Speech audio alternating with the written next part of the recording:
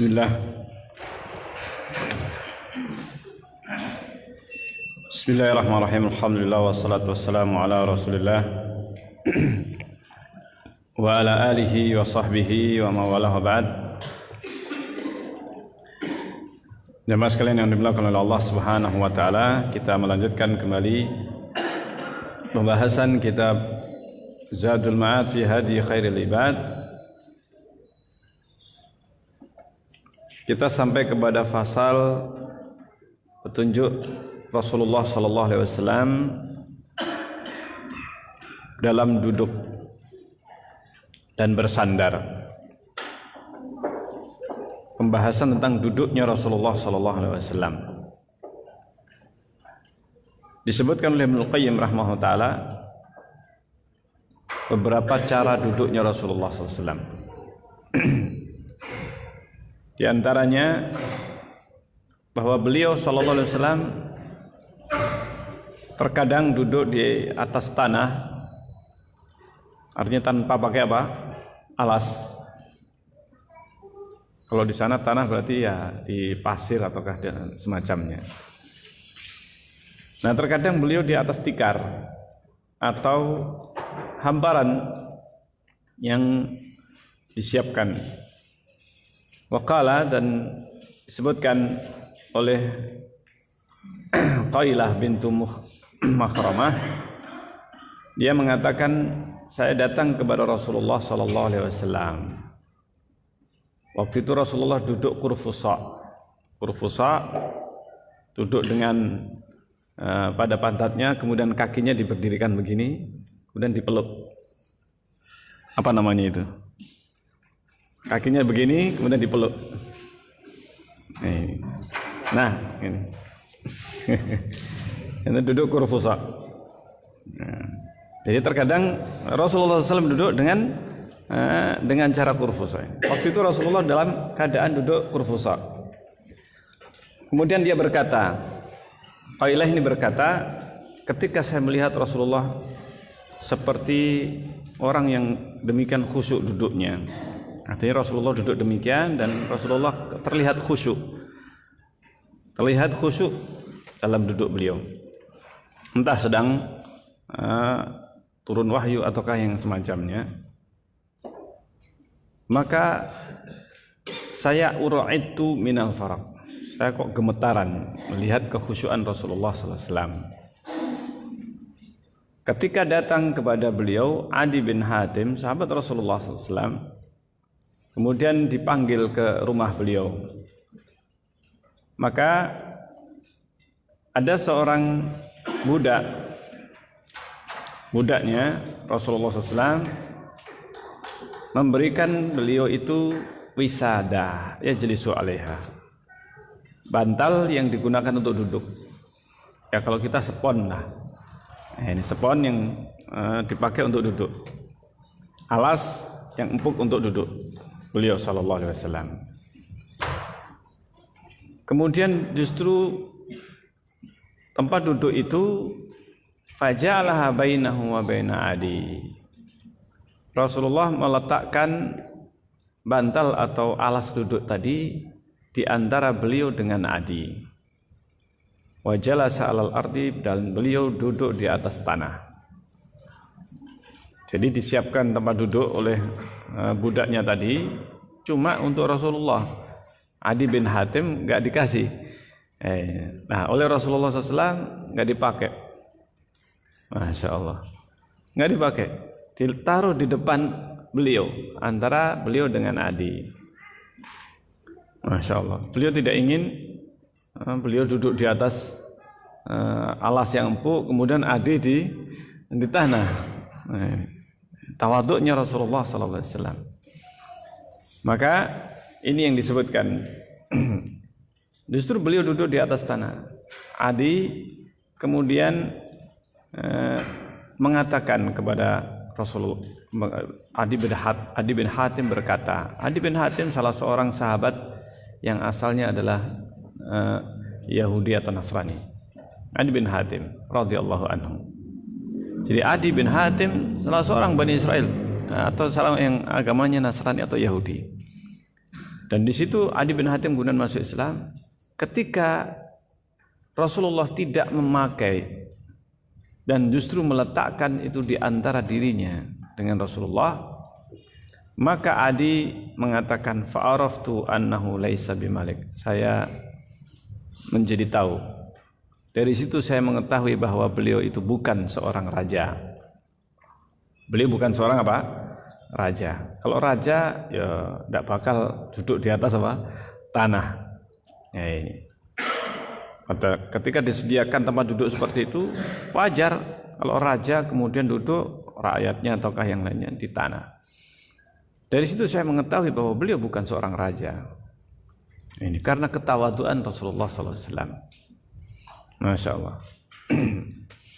Nah, ini adalah riwayat yang menunjukkan bagaimana Rasulullah duduk dengan duduknya orang yang biasa, sederhana.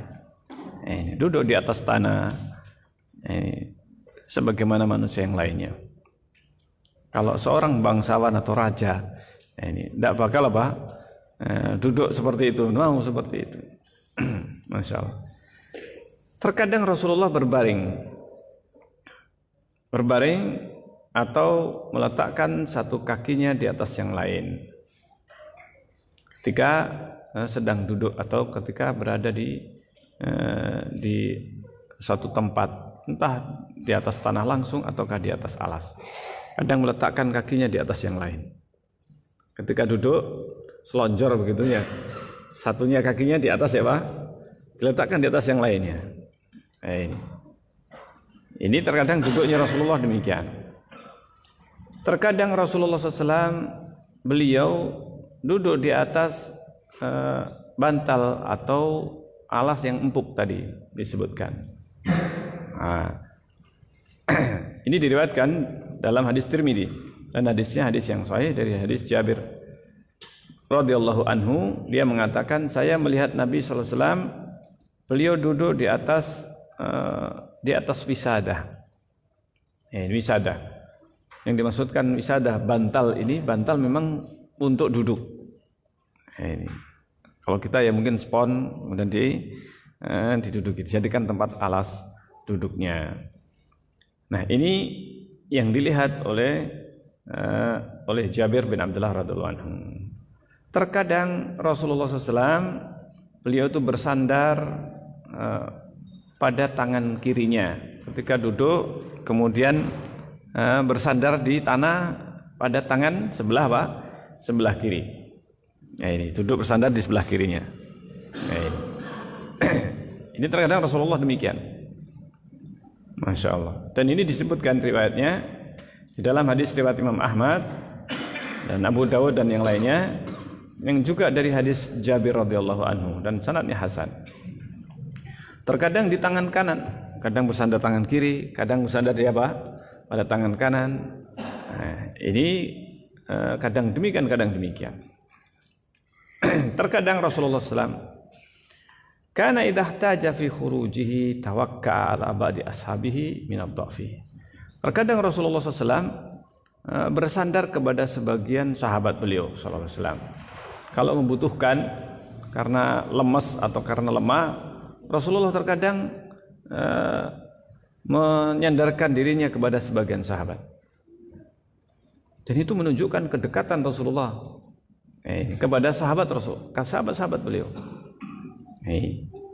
Bahkan para sahabat mereka itu merasa kalau bersendirian dengan Rasulullah seakan-akan dia ini yang seakan paling disukai oleh Rasulullah. Masing-masing sahabat Rasulullah itu merasa dirinya yang paling dia disukai, diperhatikan oleh Rasulullah sallallahu alaihi wasallam. Jadi di sini yang menunjukkan kedekatan beliau dengan para sahabat Rasulullah SAW. Kedekatan beliau dengan sahabatnya. Masya Allah. Ini yang menunjukkan gambaran bagaimana Rasulullah SAW. Tidak ada perbedaan duduk beliau dengan para sahabat. Bahkan ada seorang badui datang. Waktu itu Rasulullah bersama para sahabat beliau. Bersama sahabat, ketika itu orang badui tadi bertanya, mana di antara kalian yang namanya Muhammad atau Rasulullah? Subhanallah, orang badui. Masya Allah. Jadi namanya orang badui ya harus dimaklumi, harus para sahabat memahami kekakuan ataukah kekasaran mereka, karena mereka datang dari pedalaman. Bukan dari kota, wong duwe salah istilahnya kalau kita, wong kampung. Yang adab atau sopan santun mereka ini tidak punya, tidak sebagaimana orang yang ada di kota. Kalau di Arab sana itu orang badui, ini orang pedalaman, ini pedalaman yang kemudian kehidupan mereka seperti itu, tidak ada adab atau sopan santun sebagaimana orang yang ada di kota ataukah yang mempunyai peradaban. Nah, jadi demikian Rasulullah SAW terkadang ketika tidak dikenali di antara sahabat beliau, menunjukkan ya pakaian beliau, ya duduknya beliau, ya tidak ada bedanya dengan para sahabat Rasulullah SAW. Nah, ini sehingga orang datang kalau belum kenal Rasulullah ya tidak tahu mana yang Rasulullah SAW. Nah, ini mana yang Rasulullah SAW. Nah, ini demikian. Kemudian di pasal yang berikutnya tentang buang hajatnya Rasulullah. Sampai buang hajat saja ini disebutkan dalam pasal oleh Ibnu Qayyim. Karena beliau ini sedang menceritakan tentang kehidupan Rasulullah secara rinci, secara detail. Nah, ini.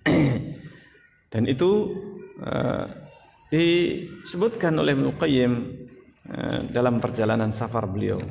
Dan ternyata pasal ini termasuk yang lumayan rinci di dalam membahas tentang buang hajat beliau sallallahu alaihi wasallam. Beliau menyebutkan apabila Rasulullah masuk WC, beliau mengucapkan Allahumma inni a'udzubika minal khubuthi wal khaba'is. Ini riwayat yang sudah kita amalkan insyaallah taala dari hadis Anas radhiyallahu anhu yang diriwayatkan Bukhari Muslim dan yang lainnya. Kemudian di dalam riwayat yang lainnya,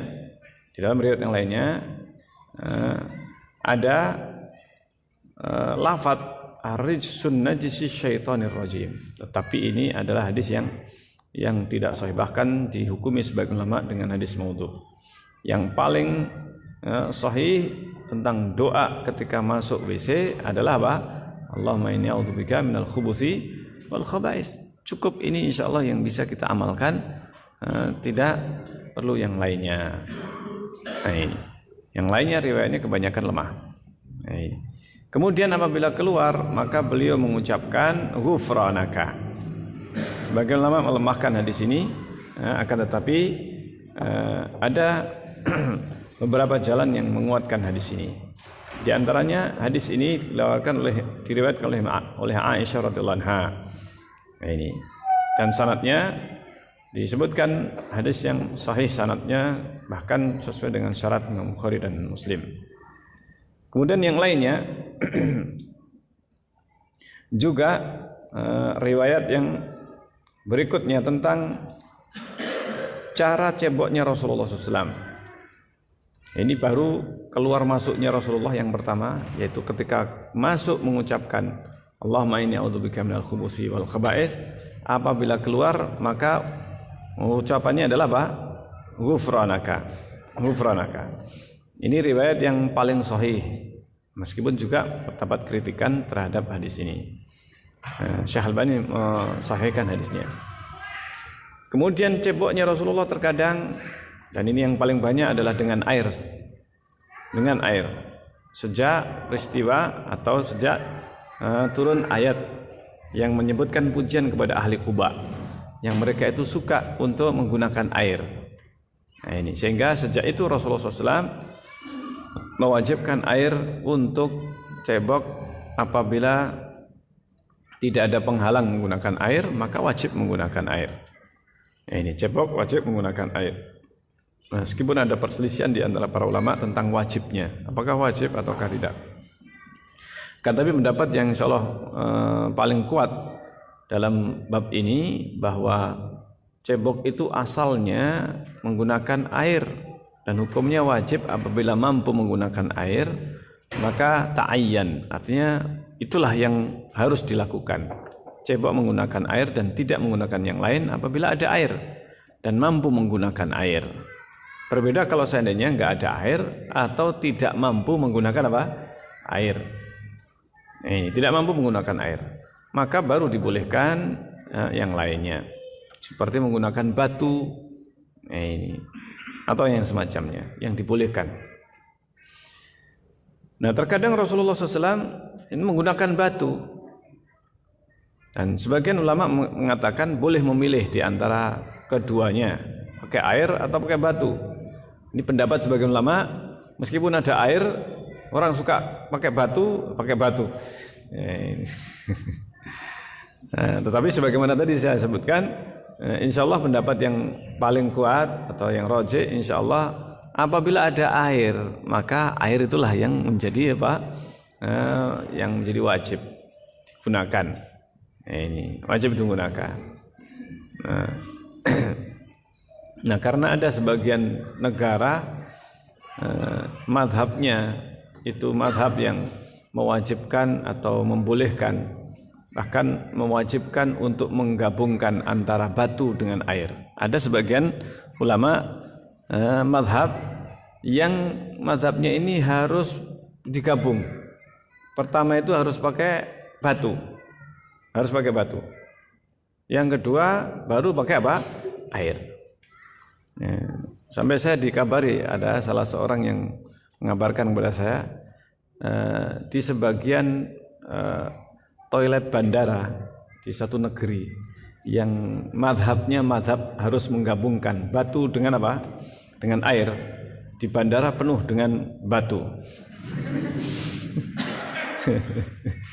Nah, ini. Nah, itu akhirnya apa? Kemudian menjadi permasalahan. Subhanallah.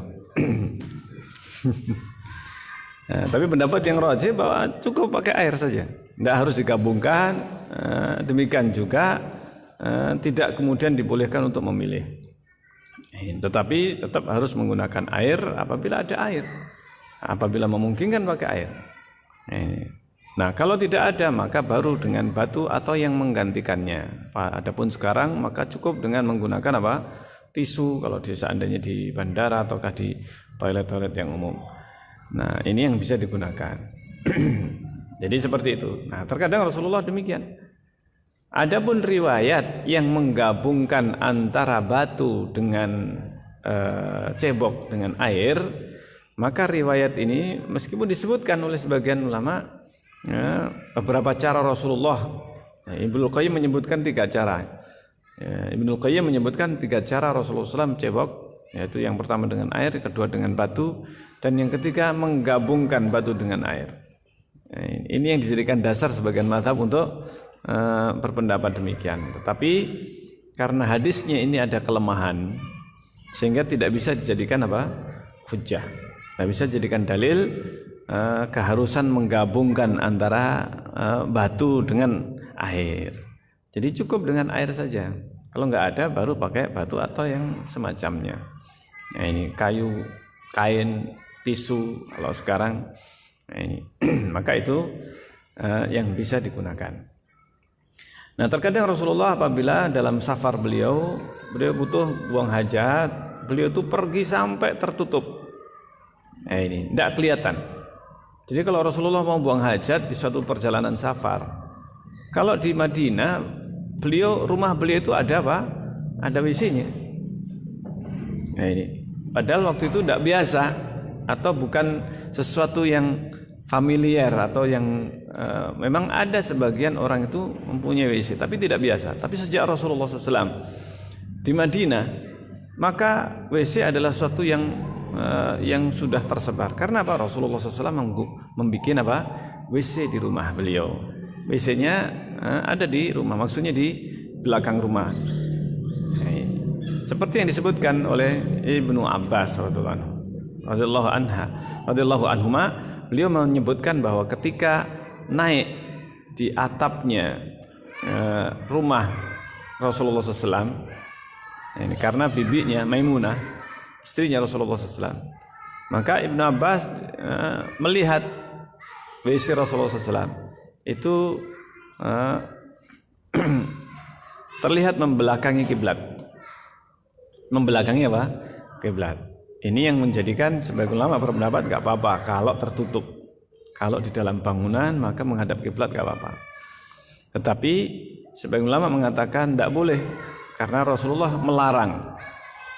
Rasulullah melarang untuk menghadap ke kiblat atau membelakanginya. Maka larangan dari Rasulullah SAW menurut sebagian ulama ini harus lebih didahulukan daripada perbuatan Rasulullah SAW. Karena bisa jadi perbuatan Rasulullah itu adalah yang khusus bagi beliau. Atau karena belum turun wahyu perintah untuk larangan membuat larangan menghadap ke kiblat. Nah, ini adalah kemungkinan-kemungkinan yang disebutkan.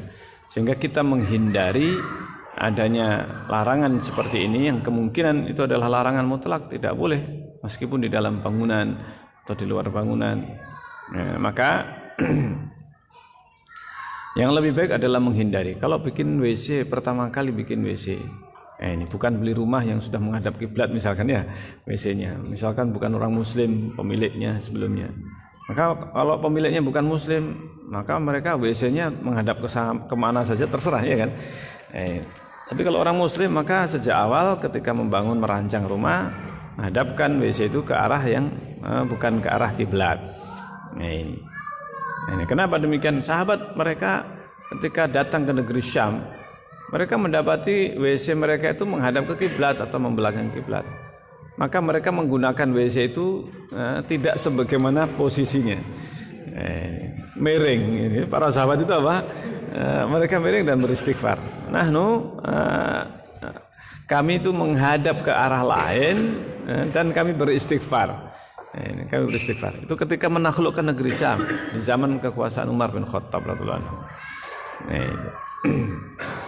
Nah, jadi demikian. Jadi Rasulullah SAW itu kalau pergi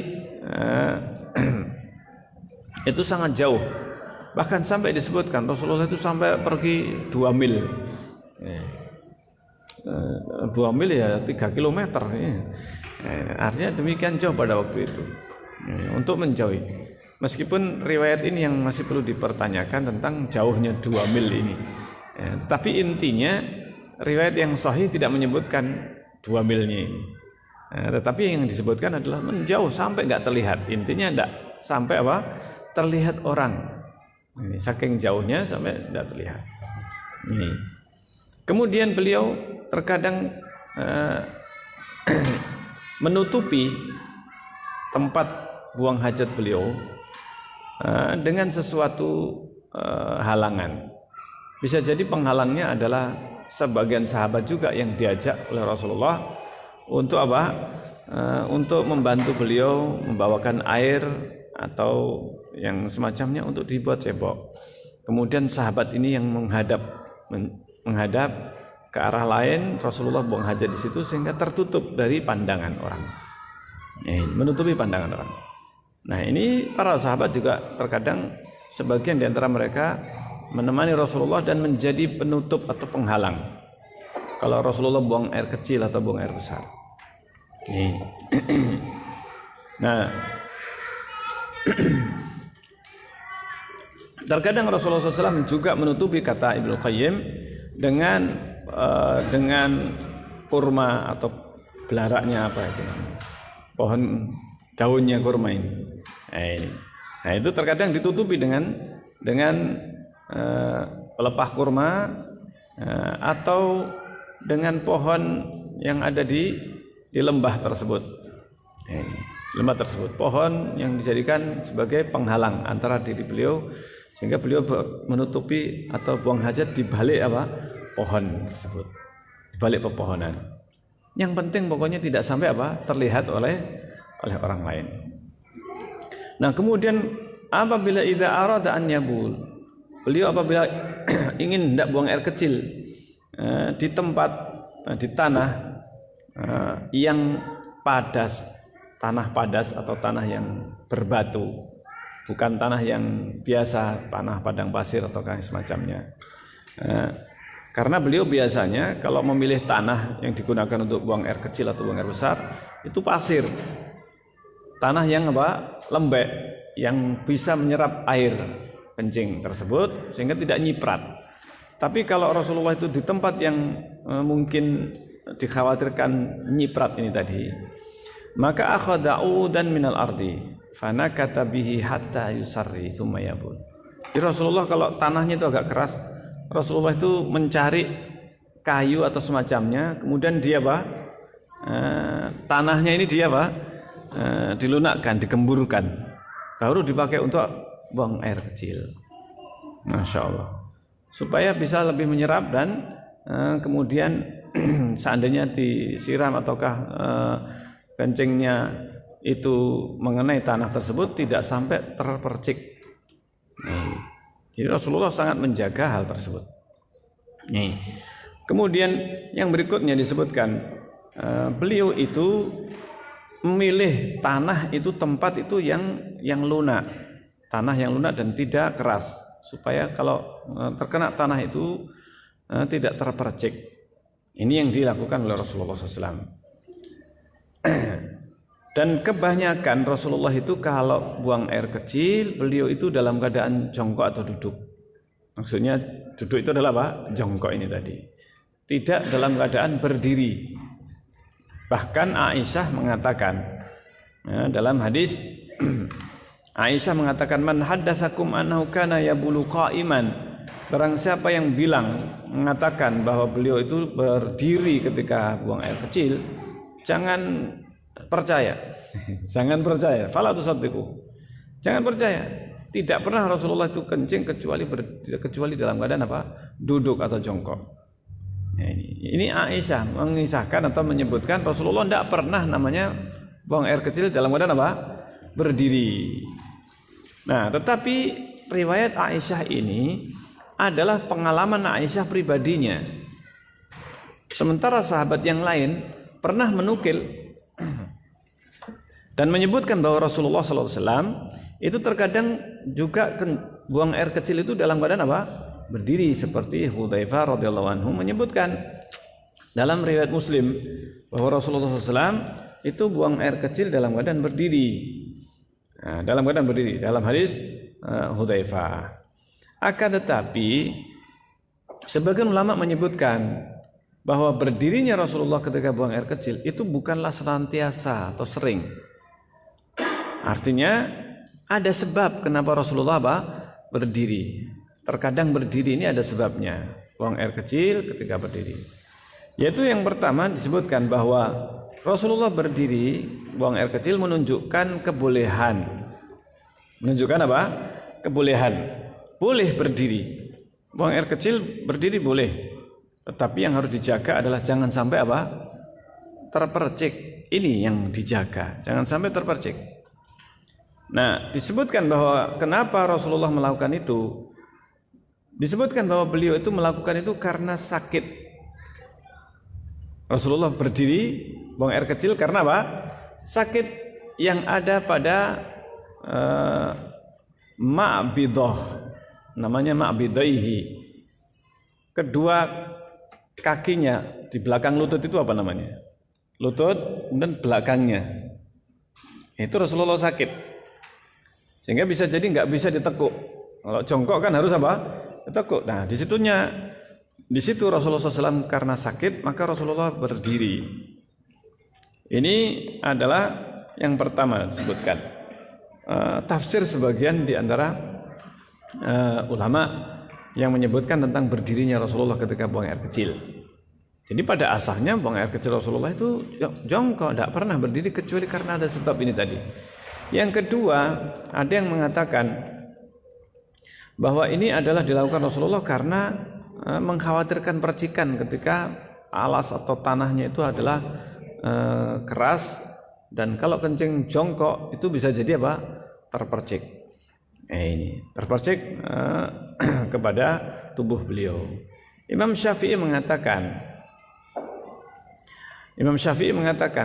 termasuk Imam Syafi'i yang berpendapat larangan berdiri untuk buang air kecil kecuali karena terpaksa. Kenapa Imam Syafi'i mengatakan orang Arab itu biasanya mereka untuk mengobati sakit pinggang ataukah sakit yang ada pada tulang rusuk, tulang sulbi, ini pada bagian bawahnya itu mereka melakukan kencing itu dalam keadaan berdiri supaya menyembuhkan apa? Sakitnya.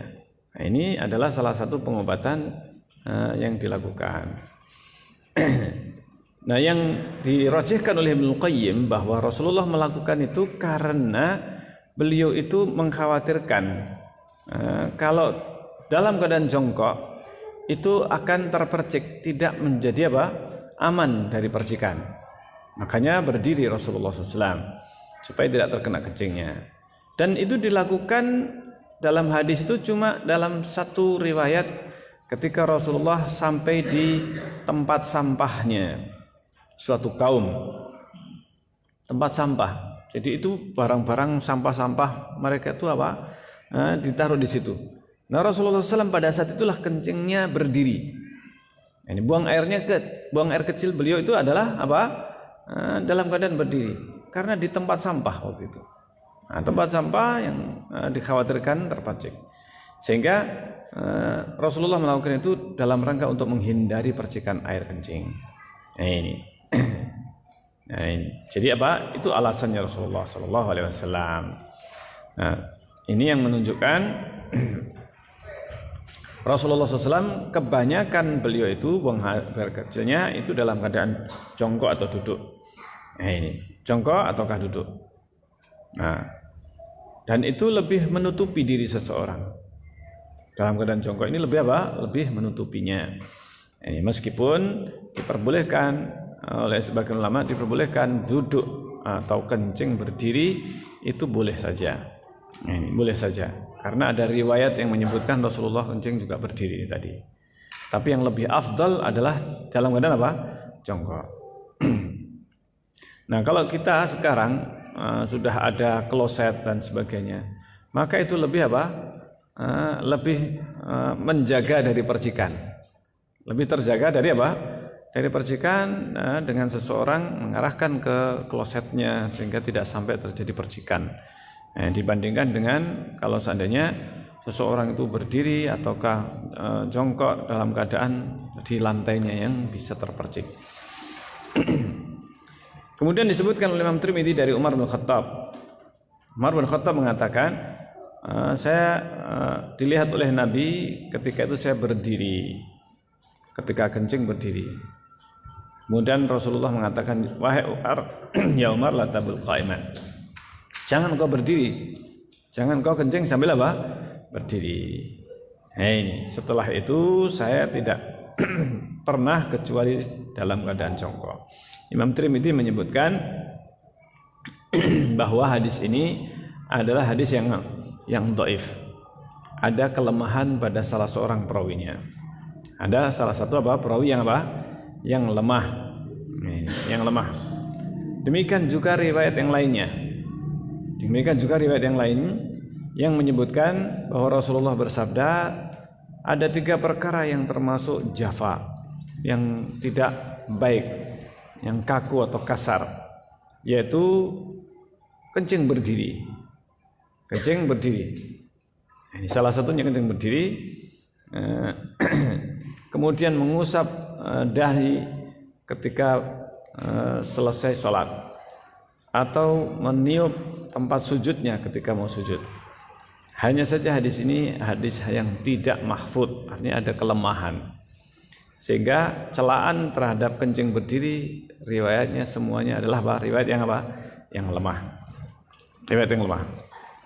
Larangan kencing berdiri semuanya hadisnya hadisnya lemah. Bahkan dinukil Rasulullah kencingnya berdiri dalam sebagian riwayat yang sahih. Seperti tadi disebutkan, si subatati qaumin, Rasulullah berdiri di tempat sampah suatu kaum dan Rasulullah dalam keadaan berdiri ketika itu. Baik. Sudah isya ini. Adzan dulu. Kita lanjutkan sebentar.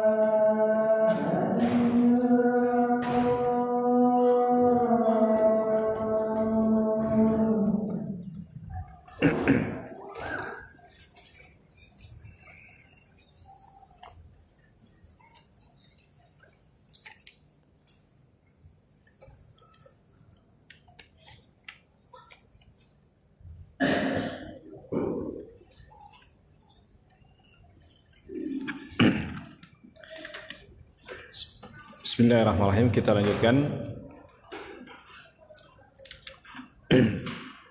Masih tentang buang air kecil Rasulullah sallallahu alaihi wasallam. Kemudian di antara adab yang beliau lakukan setelah buang air kecil yang tadi disebutkan tentang perbedaan cara Rasulullah SAW. Kadang atau kebanyakan Rasulullah buang air kecil itu dalam keadaan jongkok atau duduk. Terkadang Rasulullah berdiri, dan itu untuk menunjukkan kebolehan kencing atau buang air kecil dalam keadaan apa? Berdiri. Apabila ada sebabnya, maka dibolehkan berdiri. Nah, seperti halnya ketika khawatir kalau terpecik, kalau seandainya jongkok tempatnya ini malah justru memercikkan air. Kemudian yang berikutnya, adab ketika keluar dari WC. Disebutkan bahwa Rasulullah terkadang beliau itu keluar dari WC kemudian membaca Al-Quran. Artinya menunjukkan bahwa kadang Rasulullah membaca Al-Quran dalam keadaan apa? Tidak berwudu, tidak bersuci. Tidak suci. Tetapi ini dilakukan terkadang, hanya dinukil terkadang Rasulullah membacanya. Kebanyakan Rasulullah itu sampai mengucapkan salam atau menjawab salam saja itu sampai tayamum. Itu menunjukkan bahwa Rasulullah menjaga apa? Menjaga wudu beliau sallallahu alaihi wasallam. Kemudian beliau terkadang atau beliau itu biasa cebok itu dengan batu. Dan kalau cebok baik itu dengan batu ataukah dengan air, maka beliau itu menggunakan tangan apa? Tangan kiri. Menggunakan tangan kiri. Dan tidak menggunakan tangan kanan.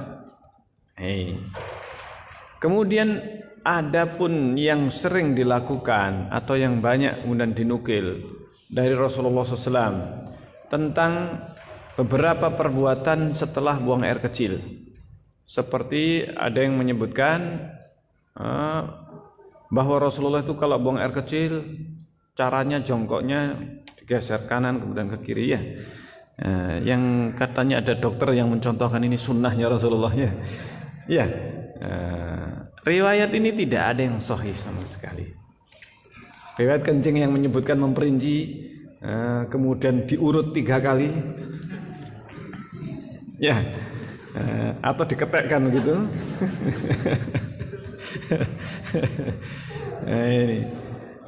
Atau yang kemudian nah artinya berdam. Ya, ada yang seperti itu ya. Dan beberapa perbuatan sebagian orang itu sampai apa? Melompat-lompat. Melompat-lompat supaya apa? Supaya tuntas. Atau kemudian sampai ada yang kemudian seorang supaya tuntas itu memegang tali.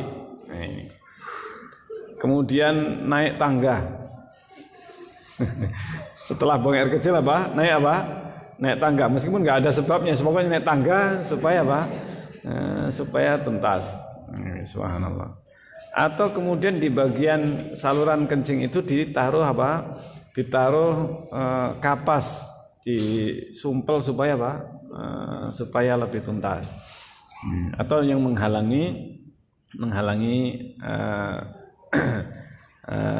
supaya apa? Tidak sampai mengendon. Ini terkadang ada yang menyatakan demikian.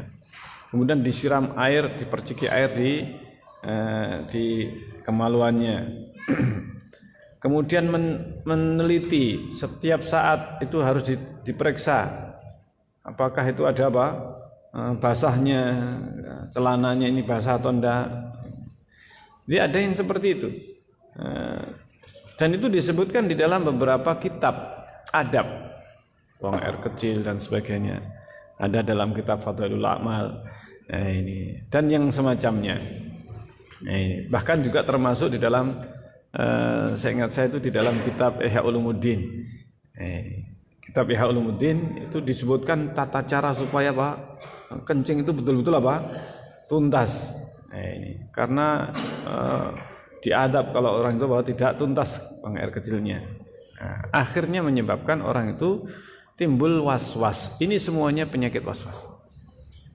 Ini semuanya adalah penyakit apa? Was-was. Buang air kecil, kemudian menjejakkan kakinya melompat-lompat 3 kali, atau diurut 3 kali, dan beberapa perbuatan yang lain. Ini semuanya adalah perbuatan ahlul was-was. Perbuatannya siapa? Ahlul was-was. Jadi orang yang terkena penyakit apa? Was-was. Jadi ini yang dihindari. Ini kan salah satu godaannya syaitan untuk menyesatkan manusia supaya berlebihan di dalam apa? Kehati-hatiannya menggunakan apa? Ketika buang air kecil. Termasuk di antara perbuatan was-was adalah ketika seseorang itu masuk masjid, sholat, maka dia melepaskan seluruh celananya, mengganti dengan sarung, harus dibawa sarung. Karena apa? Dikhawatirkan ketika pakai air, pakai celana, itu kadang air kencing itu menetes dan seterusnya, sehingga tidak boleh dipakai untuk sholat. Sehingga seseorang masuk masjid, terkadang sholat jamaah di bagian belakang itu penuh dengan celana dalam dan celananya orang itu, terkadang itu di bagian belakang ada. Nah, ini juga termasuk salah satu was-was yang terkadang dilakukan oleh sebagian kaum muslimin. Nah, terkadang diajarkan itu di pondok-pondok pesantren. Nah, terutama di pondok pesantren itu kadang di bagian belakang itu kalau lagi sholat itu penuh dengan celana. Jadi orangnya ganti dengan sarung kemudian masuk sholat. Nah, setelah sholat selesai kemudian pakai pakai celananya. Cantol ataukah ditaruh di bagian belakang pojok-pojok itu. Terutama di masjid-masjid desa atau di masjid yang di situ ada pondok pesantren. Nah, itu kadang seperti itu pemandangan bagian belakang masjid. Saya dulu juga kadang melihat kenapa sih orang seperti itu. Nah, ternyata ini salah satunya. Ternyata setelah ditelusuri kitab-kitab fikih mazhab Syafi'iyah, kadang disebutkan ini malah justru diajarkan. Padahal hadisnya hadis yang lemah, dan itu justru yang menimbulkan was-was. Termasuk cara buang air kecil yang saya melihat ada diajarkan salah seorang dokter ini, ustadz dokter ini, usdok ini. Tetapi hadisnya ini yang diriwayatkan ini hadis yang lemah, sangat lemah hadisnya. Nah, ini cara kencing seperti itu.